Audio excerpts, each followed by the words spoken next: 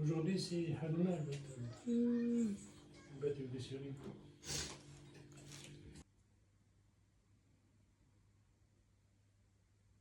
Bonjour.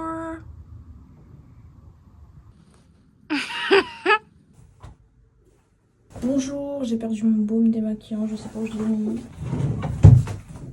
Mais ça m'énerve ça. Voilà. Allez.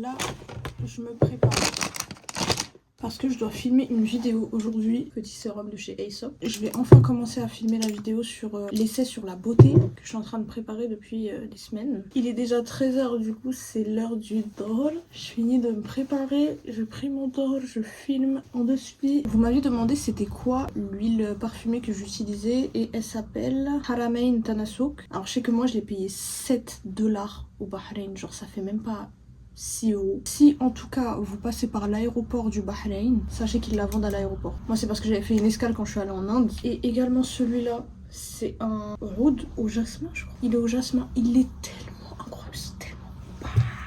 Et bon voilà, alors aujourd'hui je vais filmer une vidéo essai sur la beauté comme je vous le disais. Et c'est un sujet sur lequel je fais des recherches depuis quelques mois. Parce que la beauté ça m'intrigue. On a toutes et toutes envie d'être beau ou belle aux yeux des gens parce qu'on est des êtres sociaux et qu'on a besoin des autres pour vivre et du coup la vie des gens compte, peu importe ce que vous me direz. Je me suis toujours demandé, est-ce que réellement je me sens belle parce qu'on me dit que je suis belle, ou est-ce que réellement je me sens belle parce que j'ai compris qu'en fait je suis belle juste par le simple fait d'être moi, d'être un être humain et d'être également une créature d'Allah.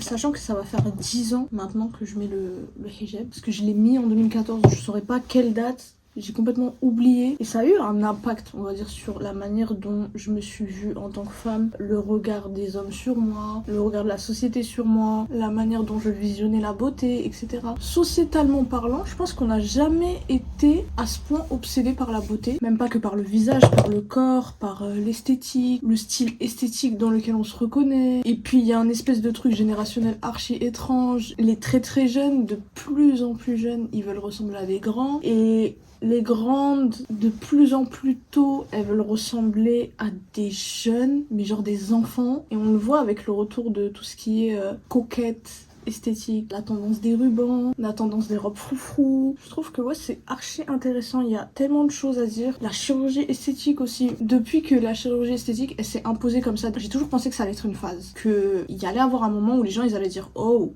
on est peut-être allé un peu trop loin, on n'a pas besoin de changer notre corps comme ça. Et à un moment donné, c'était venu. Vous voyez, même quand les Kardashians, elles ont commencé à rebrousser chemin sur leur chirurgie, genre elles ont commencé à enlever tout ce qui était plastique dans leur corps. Et du coup, je m'étais dit, ah, il y a un retour au naturel un peu. Les gens, ils veulent plus ressembler à des êtres irréels et ils veulent un peu plus embrasser leur corps naturel en fait. Il y a même eu le fait d'assumer son acné. On a eu également de plus en plus de corps différents dans les Fashion Week. Mais en fait j'ai l'impression que ça a été qu'une phase. Ça a duré 1 an, à peine.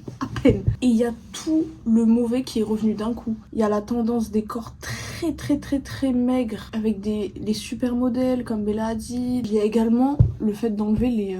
Là vous voyez, moi j'ai un visage assez rond et j'ai des joues. Et c'est ça en fait qui me donne un air assez jeune. Les gens ils pensent pas que j'ai 24 ans en général. Il y en a plein qui pensaient que j'avais 19, 18. Mais c'est à cause de ça en fait. Comment ça s'appelle les... Si je dis pas n'importe quoi, bref. Ça c'est quelque chose, avec l'âge ça s'affaisse. Avec l'âge de plus en plus mon visage il va être creusé comme ça. Et c'est même pas que féminin, genre c'est masculin aussi. Je trouve que maintenant les dictats de beauté ils tendent à s'universaliser. Ce qui est demandé maintenant de critères de beauté chez la femme, il est beaucoup demandé chez l'homme aussi. Maintenant il y a de plus en plus de cosmétiques pour les hommes, il y a de plus en plus de chirurgie esthétique pour les hommes. Également toute cette culture du glow up, il y a la pression sur les hommes également de, à un moment donné, après son adolescence, faut que tu perdes 45 kilos, que t'aies les joues tracées comme ça. Ça s'appelle un peu le looks maxing. I tried looks maxing for 7 days. This will be the last video that you need to watch in order to be the king of looks maxing. C'est pire que jamais. Vraiment, la pression sur le corps des gens, elle a jamais été aussi pire que maintenant. Je vais accuser le coup encore, mais en vrai de vrai, c'est la vérité. Et j'avais fait un tweet là-dessus, genre quand je disais nos darons, ils ont raison, c'est à cause du téléphone. Je vous jure que le téléphone nous matrixe à un point, mais surtout avec des applis comme TikTok. Parce qu'à la limite, Instagram, je pense que c'était une version bêta un petit peu de ce qui allait arriver par la suite, c'est-à-dire TikTok. On a une plateforme quand même qui traque toutes tes pensées pour te mettre tout le contenu qui obsède tes pensées en fait. Ça veut dire que, imaginons, genre moi là, si je devrais citer un truc sur mon visage où je suis en mode ah des fois ça me saoule, c'est mon double menton. J'ai un visage rond, donc même si je fais 40 kilos, j'aurai toujours ce truc de quand je parle parce que j'ai un visage rond, genre mon visage... Mais imaginez, genre là même j'en ai parlé, hein, mais j'en suis sûre que mon téléphone il m'a entendu et que là je vais ouvrir TikTok et que je vais avoir des trucs sur le double menton. Mais imaginez, genre si je commençais à faire des recherches sur comment éliminer son double menton, et ben en fait TikTok me mettrait que des contenus. Et vous savez qu'à un moment donné, j'en avais vu des espèces de vlogs dans les cabinets esthétiques. Il y a de plus en plus de normalisation de la chirurgie esthétique sur les plateformes. Maintenant, les chirurgiens esthétiques, ils ont des TikTok, ils ont des blagues à même sur leurs clients en train de se faire opérer. Genre, ils sont en mode, mais est-ce qu'on est devenu fou? Est-ce qu'on est devenu fou? Genre maintenant, allez te foutre un truc dans le visage. Parce que là, on parle de quand même... Guys, on vous met un truc dans le visage avec des seringues, avec des produits. On vous ouvre des parties de votre corps. Des fois, c'est irréversible. On vous casse des trucs dans votre nez pour arranger votre nez. C'est irréversible, d'accord? Maintenant, je suis totalement ok avec mon apparence parce que j'ai réalisé beaucoup de choses. En fait, il y a beaucoup de choses quand tu les réalises religieusement. Tu te rends compte qu'en fait, t'as pas de pouvoir sur des choses. Le nom d'Allah qui m'a fait réaliser beaucoup de choses, c'est El Mousawir. Et en gros, El Mousawir, ça veut dire le designer, le créateur. On dit même en anglais the fashioner. Et c'est celui, en fait, qui a créé tout ce qu'il y a sur la Terre de manière unique. Ça veut dire que vous avez aucune chose qui se ressemble parfaitement. Et moi, je trouve que c'est ouf. Il n'y a aucun animal qui ressemble à un autre parfaitement, même quand ils sont de la même espèce. Il n'y a aucun humain qui ressemble à un autre humain parfaitement. Ça tendrait à dire que, en fait, chaque créature est unique et elle est parfaite dans le fait qu'elle est unique. Il nous a façonné de manière parfaite et il a pris soin de pas nous faire ressembler à quelqu'un d'autre. Vous voyez ou pas? Et franchement, quand tu prends conscience de ça, t'es en mode, mais moi, genre, on a pris soin de me faire ressembler à aucun autre sur Terre. Et moi, je pense que c'est un défaut. Mon écart entre les dents, quand j'étais ado, je pensais que c'était un défaut. Encore une fois, juste réaliser ce nom, ça te fait réaliser tellement de trucs et ça te fait minimiser, en fait, tout ce que la société pourrait te faire croire sur ton corps, comme quoi il te manque ci, il te manque ça, un peu d'injection par là, un peu de trucs par là, une petite chirurgie par-ci. Une fois que j'ai pris conscience de ça, je me suis dit mais du coup il y a un problème. Comment on essaye de nous faire croire qu'on sera mieux dans notre corps en changeant notre corps? Parce que même en fait c'est quelque chose que tu peux pas changer, c'est quelque chose que tu changes en surface, mais c'est quelque chose qui reste dans tes gènes. Ça veut dire que, imaginons t'aimes pas ton nez, bah le jour où t'auras des gosses, ils auront probablement ton nez. Vous voyez ou pas? Donc en fait,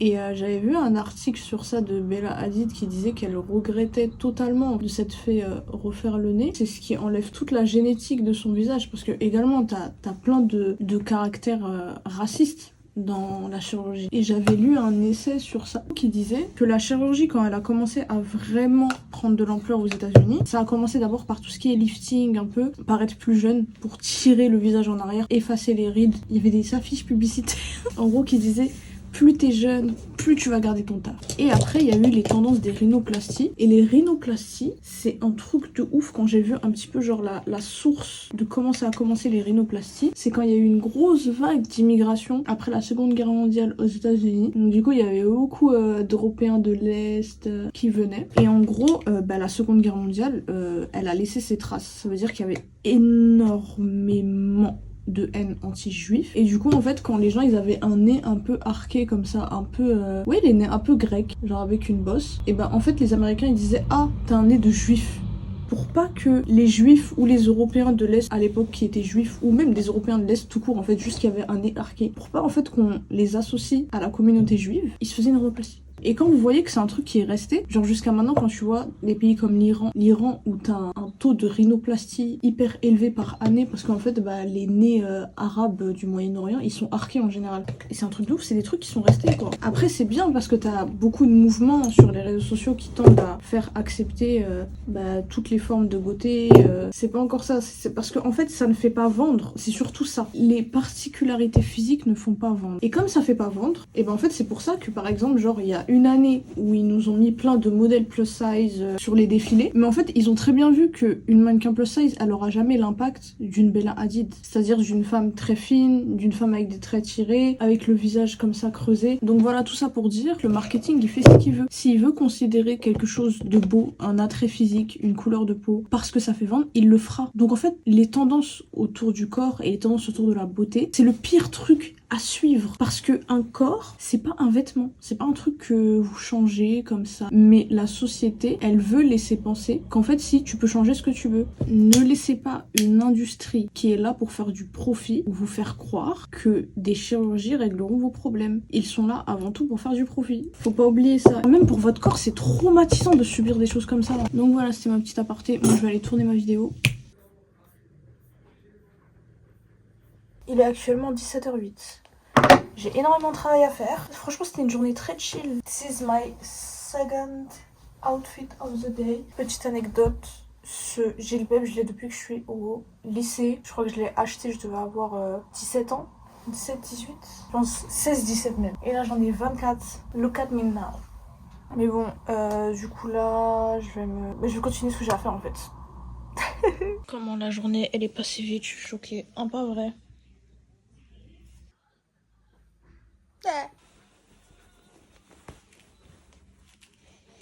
C'est l'heure. Ouais, on va manger. Ouais. Je sais pas. C'est réservé.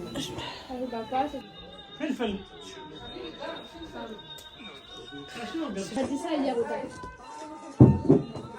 Non.